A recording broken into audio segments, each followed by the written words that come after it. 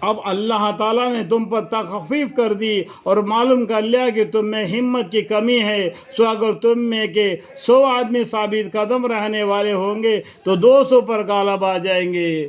ابھی کیا ایمان کمزور ہونے کی وجہ سے کیا ہوا، اگر تم 100 آدمی ہو جائیں گے تو ان 200 آدمیوں پر غالب آ جائیں گے، اور اگر تم میں کہ 1000 ہوں گے تو 2000 پر اللہ کے حکم سے غالب آ جائیں گے لڑائی میں۔ اور اللہ تعالیٰ صابرین کے ساتھ ہے، واللہ مع الصابرین۔ نبی صلی اللہ علیہ وسلم کی شان کے لائق نہیں کہ ان کے قیدی باقی رہے، بلکہ قتل کر دیا جائے جب تک کہ وہ زمین میں اچھی طرح کفار کے خون ریزی نہ کر لے۔ تم تو دنیا کا مال و اسباب چاہتے ہو، اللہ تعالیٰ آخرت کے مصلحت کو جانتے ہیں۔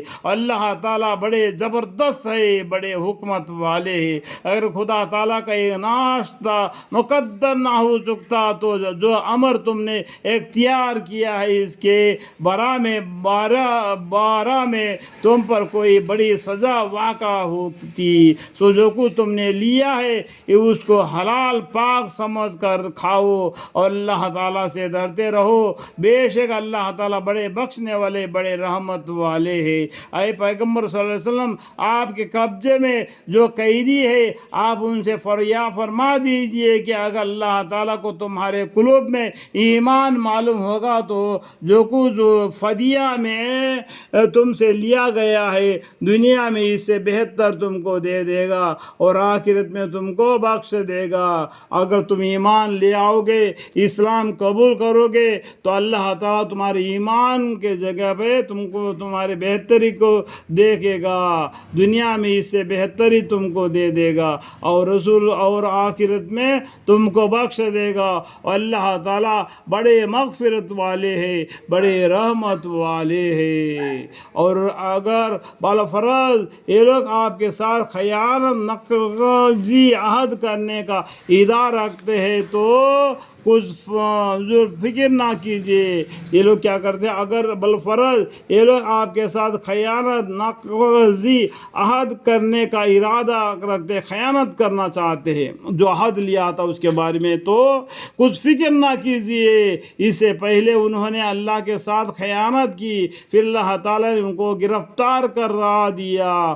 اللہ تعالیٰ خوب جاننے والے، بڑے حکمت والے ہیں۔ بے شک جو لوگ ایمان لائے اور انہیں ہجرت بھی کی اور اپنے مال اور جان سے اللہ کے راستے میں جہاد بھی کیا اور جن لوگوں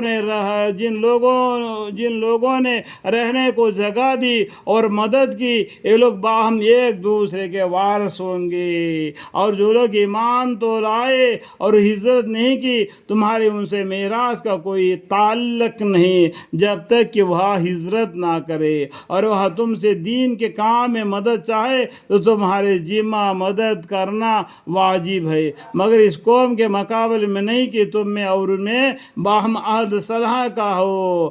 اللہ تعالیٰ تمہارے سب کاموں کو دیکھتے ہیں، اللہ تعالیٰ تمہارے سب کاموں کو دیکھتے ہیں۔ اور جو لوگ کافر ہے وہ باہم ایک دوسرے کے وارث ہے۔ اگر اس حکم مذکورہ پر عمل نہ کرو گے تو دنیا میں بڑا فتنہ اور بڑا فساد پھیلے گا۔ اللہ تعالیٰ کا حکم ہے اس حکم کے موافق چلنا، تو ورنہ دنیا بڑا فتنہ اور بڑا فساد پھیلے گا۔ اور جو لوگ اول مسلمان ہوئے اور انہوں نے ہجرت نبیہ کے زمانے میں ہجرت کی اور اللہ کے راہ میں جہاد بھی کرتے رہے، اور جن لوگوں نے ان مہاجرین کو اپنے یہاں ٹھہرایا اور ان کی مدد کی، یہ لوگ ایمان کے پورے حق ادا کرنے والے ہیں۔ الحمدللہ ان کے لیے آخرت میں بڑی مغفرت اور جنت میں بڑی معزز روزی ہے۔ اور جو لوگ ہجرت نبیہ کے بعد زمانہ میں ایمان لائے اور ہجرت کی اور تمہارے ساتھ جہاد کیا، سو یہ لوگ اور جو لوگ ہجرت نبیہ کے بعد میں کے زمانے میں، معلوم ہے ہجرت نبیہ کے زمانے کے بعد میں، سمجھ میں آ گیا، ایمان لائے اور ہجرت کی اور تمہارے ساتھ جہاد کیا، سو یہ لوگوں فضیلت میں تمہارے برابر نہیں، لیکن تاہم تمہارے ہی شمار میں ہے۔ اور جو لوگ راستہ میں ہے، رشتہ دار ہے کتاب اللہ میں ایک دوسرے کے میراث کے زیادہ حقدار ہے. بے شک اللہ تعالیٰ ہر چیز کو خوب جانتے ہیں. اللہ تعالیٰ ہر چیز کو خوب جانتے ہیں.